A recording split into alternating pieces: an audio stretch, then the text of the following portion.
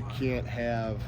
We had a couple of stretches. We showed our guys this where we know we didn't play the way that we're capable of, and when that happened, oh boy, did they make us pay. There was a stretch late in the third, I think, where they hit three straight threes, possession-wise, and we had 3 possessions where we took a contested 2, and it goes from an 8-point game with us being up to them being up 1 literally in like a span of a minute and a half.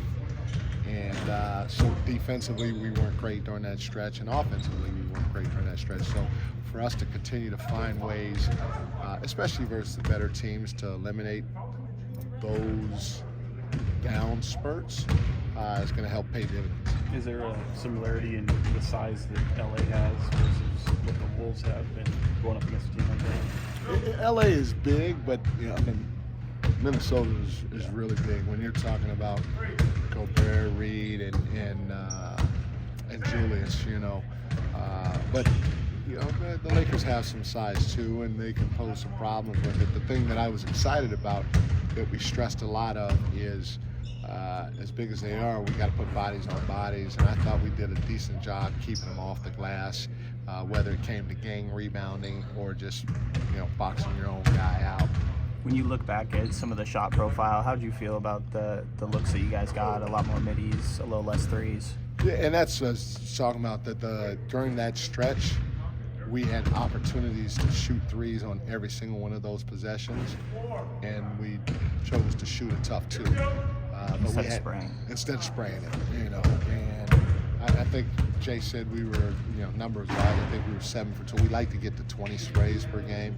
We were 7 for 12 for the game, and that includes 3 blatant sprays that we had an opportunity to do in a minute and a half span. So if we spray those, because it was really obvious, now you're up to 15, and you got to find a way to get 5 other ones, and so you're close.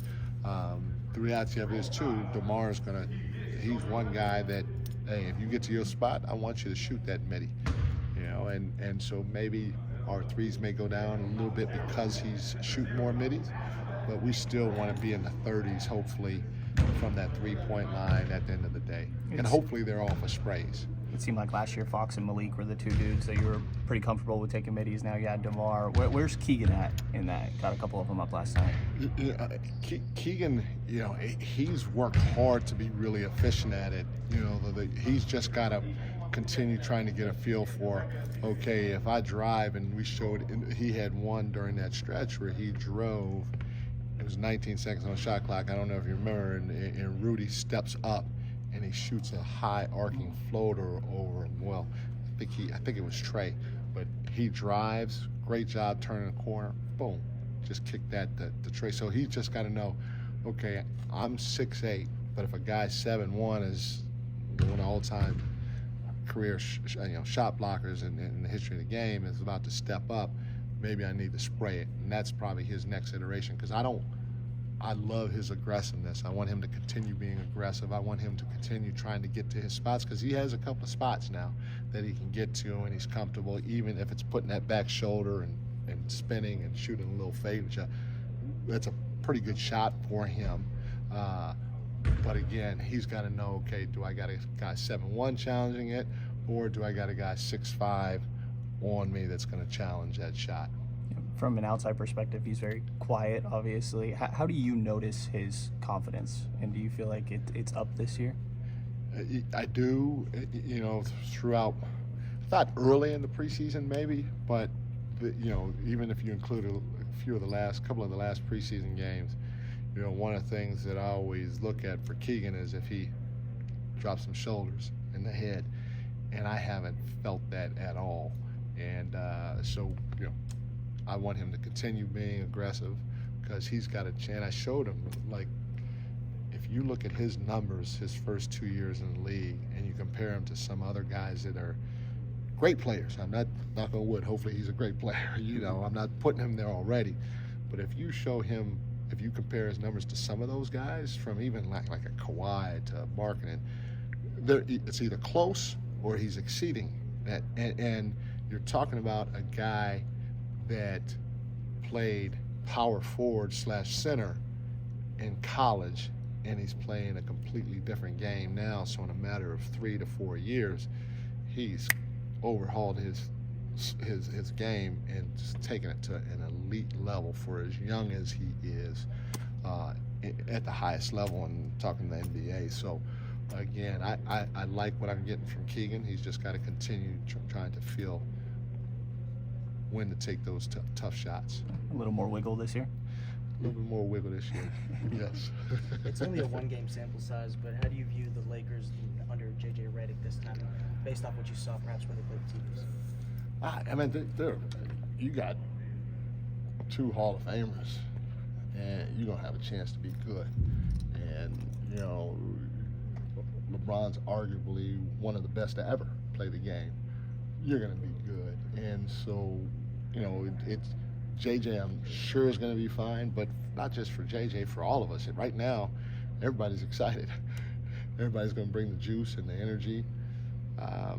You know, come January or February, ask me, maybe it's different. Yeah. But most teams out there, when you watch them right now, are trying to play the right way. They're trying to play with juice. They're trying to play with energy and all that other stuff. And you know, the teams that can figure out how to do it consistently, even when the dog days get here, those are the ones that you think, okay, well, dang, they're doing something pretty good over there for that to happen.